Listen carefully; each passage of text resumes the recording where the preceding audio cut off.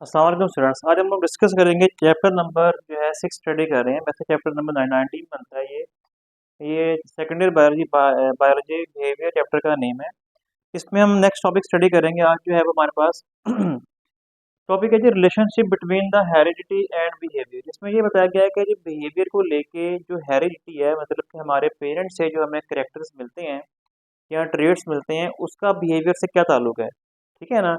Actually जो भी हमारे अंदर बिहेवियर होता है ना, वो हमें हमारे पेरेंट्स से ही मिलता है, जीन्स के जरिए। अब इसमें हम इसको चीज़ को स्टडी करेंगे। फर्स्ट ऑफ ऑल आप देखें, फर्स्ट ऑफ ऑल पहला पॉइंट है कि all the behaviours depend upon nerve impulses. कह रहा है तमाम जो बिहेवियर हम शो करते हैं वो हमारे नर्व इम्पल्सिस के ऊपर डिपेंड करता है। यानी कि जो नर्व इम्पल्स वगैरह हमारी बॉडी में प्रोड्यूस होती हैं। ठीक है जी। और इसके अलावा कह रहा है कि hormones and sensory receptors like our eyes ears. कह रहा है हमारे जो हार्मोन हैं वो भी जो है वो बिहेवियर जो है इनके ऊपर, हार्मोन्स के ऊपर बिहेवियर डिपेंड करता है, क्योंकि हार्मोन जो है केमिकल मैसेंजर हैं। ये हमें जो है वो एज अ स्टिमुलस काम करते हैं और हमें बिहेवियर शो करने पे, यानी कि कोई रिस्पॉन्स शो करने पे मजबूर करते हैं। इसके अलावा सेंसरी रिसेप्टर, जिस तरह हमारी आईज हैं, हमारी स्किन है या हमारे ईयर्स हैं, ये जो डिफरेंट चीज़ों को क्या करते हैं, सेंस करते हैं, स्टिमुलस को रिसीव करते हैं हम, और उसी के अकॉर्डिंग हम क्या करते हैं, बिहेवियर शो करते हैं। ओके।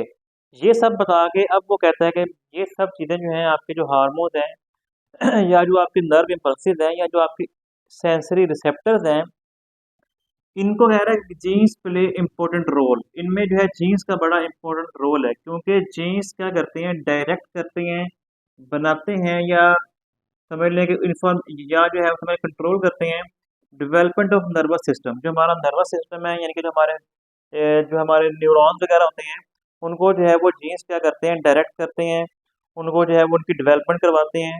तो यानी कि हम ये कह सकते हैं कि जो जीन्स हमें मिलेंगे हमारे पेरेंट्स से, वही जीन्स हमारे जो है ना बिहेवियर को क्या करेंगे, कंट्रोल करेंगे। क्योंकि ये जो जीन्स हैं, जो हमारे नर्व इम्पल्सिस हैं, जो हमारे हार्मोन हैं, जो हमारे सेंसरी रिसेप्टर्स हैं, इनके ऊपर क्या कर रहे हैं, इनको डायरेक्ट कर रहे हैं, यानी कि इनको समझ लें कि कंट्रोल कर रहे हैं, या इनको जो है इन्होंने बनाया है, या इसकी वजह से जो है ना ये जो है हम रिस्पॉन्स शो करते हैं। तो इनको सबको जीन्स कंट्रोल कर रहे हैं। तो जीन्स हम हमें कहाँ से मिलते हैं, वो हमें हमारे पेरेंट्स से मिलते हैं। तो इसमें कह रहे हैं कि जी ऑटोनोमिक जो रिस्पॉन्सेज हैं, ये जो कि जिसमें हमारे नर्व पाथवे आते हैं। ठीक है। जिस तरह हमारा सेंसरी पाथवे है, मोटर पाथवे होता है जिसमें न्यूरॉन होते हैं। और पाथवेज क्या चीज़ें, कह रहा है pathways are neural programs. Pathway जो है वो क्या है, neural programs, and are genetically determined. यानी कि जो हमारे डिफरेंट पाथवेज हैं, इन पाथवेज को जो है ना जेनेटिकली डिटरमाइंड किया जाता है, यानी कि जेनेटिकली ये जो है वो कंट्रोल भी होते हैं।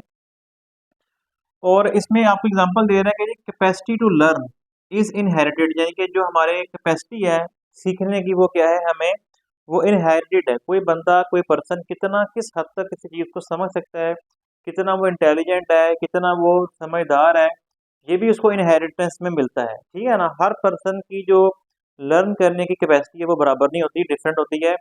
और यही वो आपको बताना चाहता है कि भाई जो ये सारे न्यूरॉन्स हैं, नर्व पाथवेज हैं, जो हमारे न्यूरॉन्स हैं, ये सारे न्यूरल प्रोग्राम्स हैं, जो हमारे न्यूरॉन वगैरह, हमारा ब्रेन वगैरह है, सारा कुछ जो है, ये सारा जो हमें हमारे पेरेंट्स से जीन्स मिलते हैं, उन्हीं की वजह से ही ये सारा कुछ आगे बनता है। क्योंकि जो हमारा एक सिंगल सेल डीएनए होता है, डीएनए में जो सिंगल सेल में जो डीएनए होता है ज़ायगोट में, वो डीएनए के अंदर, डीएनए क्या है, वो जीन्स का, डीएनए का पोर्शन जीन ही कहलाता है। उसी डीएनए से ही हमारे तमाम बॉडी की चीज़ें बनती हैं। उसी डीएनए से ही के अंदर जो जीन्स होते हैं, वो हमारी हर चीज़ को बनाते हैं, हमारी पूरी बॉडी को बनाते हैं। उसमें न्यूरल प्रोग्राम, न्यूरॉन्स, आपके हर बॉडी का हिस्सा, हर जो चीज़ जो कि किसी भी जो है वो स्टिमुलस को रिसीव कर रही है, या उसको प्रोसेस कर रही है, या उसको आगे भेज रही है, या मैसेज को ले रही है या रिसीव करवा रही है, वो सारा कुछ जो है वो क्या करते हैं, वो जीन्स की वजह से सब कुछ हो रहा है। हमारी हर चीज़ जो है वो जेनेटिकली जो है वो क्या है, डिटरमाइंड है। जीन्स हमें इस चीज़ को, हर चीज़ को कंट्रोल करते हैं। इसीलिए वो कहता है कि जी हमारी जो सीखने की जो एबिलिटी है, कैपेसिटी है, वो भी इनहेरिटेड है, हमें हमारे पेरेंट्स से मिलती है, पेरेंट्स के जीन्स के ज़रिए हमारे अंदर आती है। कह रहा है कि मेंबर, आप देखें यहाँ पे, कहता है कि मेंबर ऑफ स्पीशीज वेरी। कह रहा है एक ही स्पीशीज है ना, जिस तरह ह्यूमन की स्पीशीज समझ लें, उसके ही जो मेंबर हैं वो वेरी हैं, मुख्तलिफ हैं, in the expression of behaviour because of variation in their genes.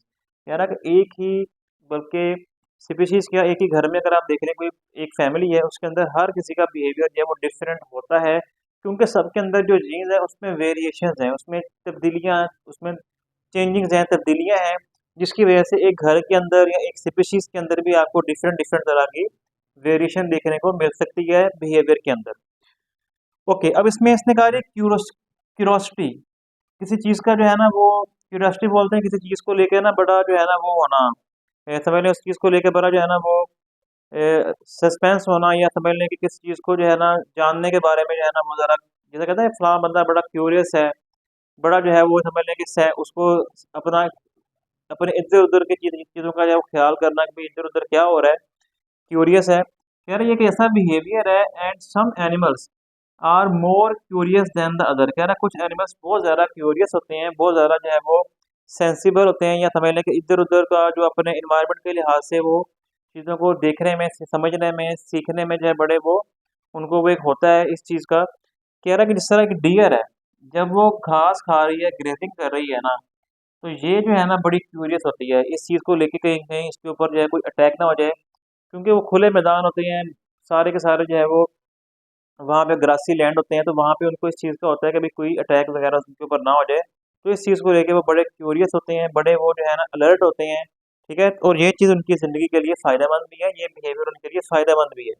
कह रहा है कि heredity has role in the intelligence. कह रहा है कि आपकी जो इंटेलिजेंस है वो भी आपको हेरिडिटी यानी कि पेरेंट्स से मिलती है। मूडीनेस, कोई पर्सन का मूड जो है वो भी, इम्पल्सिवनेस, क्योंकि कितना जो है वो इम्पल्सिवनेस है, या कितना कोई शाइनेस है, शर्माता है, ये सारा कुछ वो आपके पेरेंट्स से आपको मिलता है, ये सारा जो है इनहेरिटेंस में मिलता है, और जो कि हम बिहेवियर शो करते हैं डिफरेंट तरह के।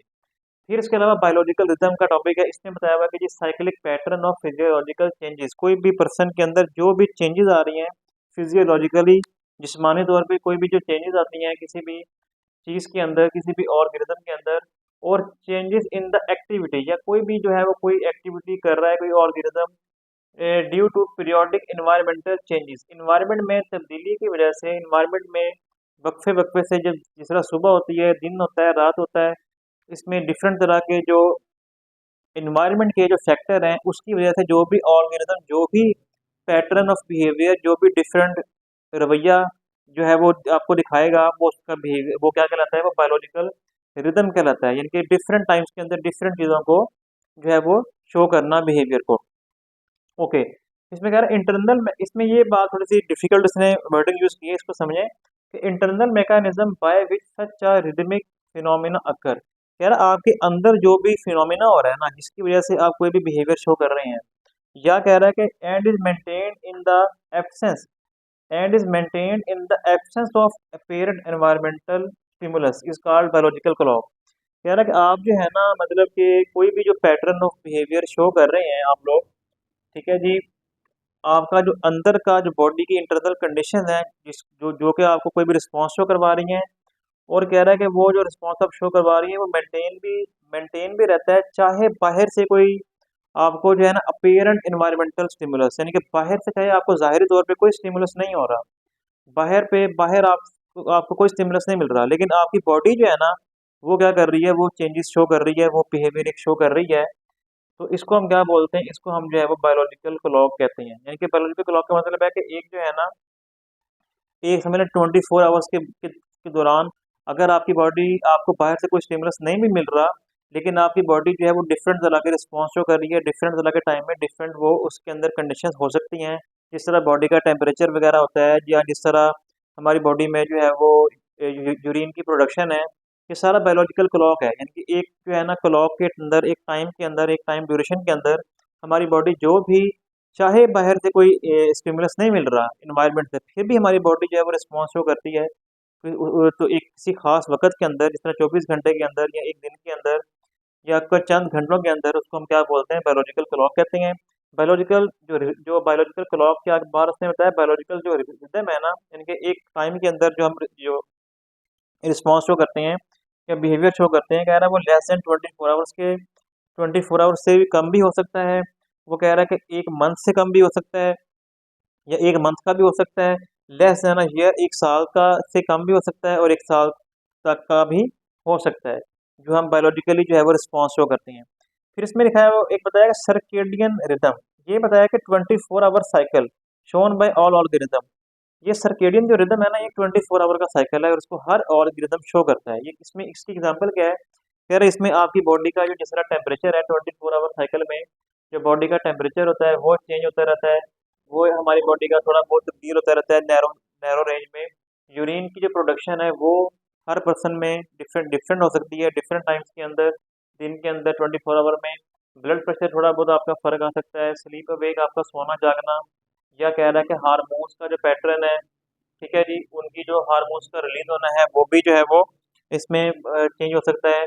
आपकी बॉडी में जो डाइजेस्टिव सेक्रेशंस हो रही हैं वो भी जो है वो तब्दील हो सकती हैं, वो भी कम या ज़्यादा हो सकती हैं 24 आवर के अंदर।